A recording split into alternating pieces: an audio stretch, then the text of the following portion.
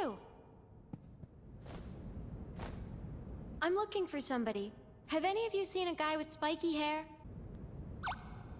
Hey, my name is Christina. I'm an artist. I focus on Kingdom Hearts art, and today I'm going to show you how I draw hair.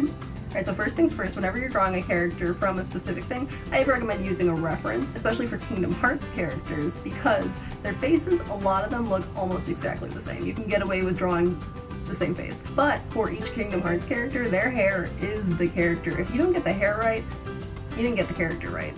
First thing is I lay in the round shape of the head, and then I just cover up the hairline, everything in between so that his scalp is completely covered, and then I can focus on building up the silhouette and actually laying in the spikes of his hair.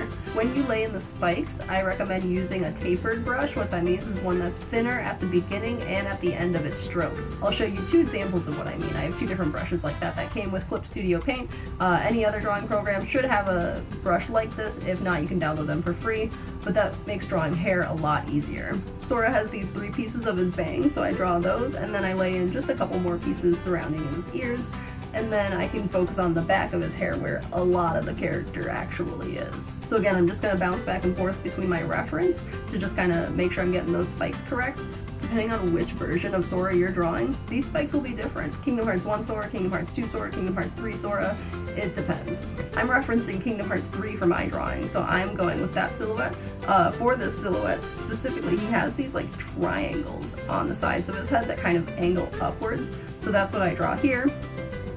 And then I just get a couple more spikes. Now that I'm done with like the front of his hair, then I can create a new layer underneath that skin layer, underneath those clothes, so that it'll automatically appear behind him. And there I can lay in the back of his hair. I have the other triangle for the other half of his hair. Sora and Roxas specifically have what I call the sun. Like if you look at a cartoon sun, that's what Sora and Roxas's hair looks like. So I just lay in the sun right there. Once you're done laying in the sun, decide if you're happy with the silhouette. I decided I want it to be a little wider there, so I touch it up, and then I am good to start laying in all of the actual pieces. To do that, I create a new layer, and I clip it to the layer below, meaning that I can't color outside the lines. From now on, I'm going to be switching back and forth between my airbrush and my tapered pen. For the airbrush, I just use it to brush in just a little bit of dark color towards his root so that his roots are shadowed.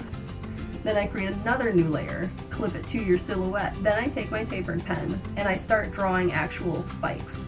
So these are the top layer of spikes. I don't go crazy, I don't start drawing everything, just the top ring of spikes, and I'm just drawing where the light would hit it.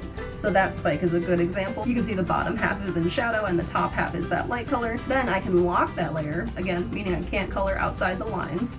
And then I can use my airbrush to brush in just a little bit of darkness towards the root, darker in the center, brighter at the tip, means that it looks like his hair is coming out of his head. Then I create another new layer. I create this layer underneath that top ring of spikes, and I'm doing the exact same thing I just did. I'm drawing those spikes with that tapered pen. Then when I'm done and when I'm happy, I can lock it, and then I can use my airbrush to brush in that darker color and make it look like it's really underneath the spikes that are on top.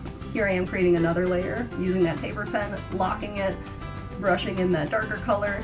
Again, another new layer with my tapered pen, lock it, airbrush in that darker color. I want it to be brighter on the tips and towards the top where the light would be hitting it. So that's Sora's hair complete. The last thing that I gotta do is just make it pop, make it look a little shiny. So to do that, I just go to that very top ring of spikes, I add in a highlight color. And then you can play around with the tone if you made it too bright. I'm just gonna make mine a little darker. And then once you're happy, that's the character's hair. You're all done. I've been using this specific technique for a couple months now, and it's really easy, really fast, really repeatable. I think it looks great on Kingdom Hearts characters specifically. And here I am using it on Sora from start to finish, Kairi, and Riku, all in the same drawing. Alright, if you guys found it helpful or just entertaining, please let me know, because I draw this art all the time anyways, and I love making video content. So please hit the like and be looking forward for me to go live soon.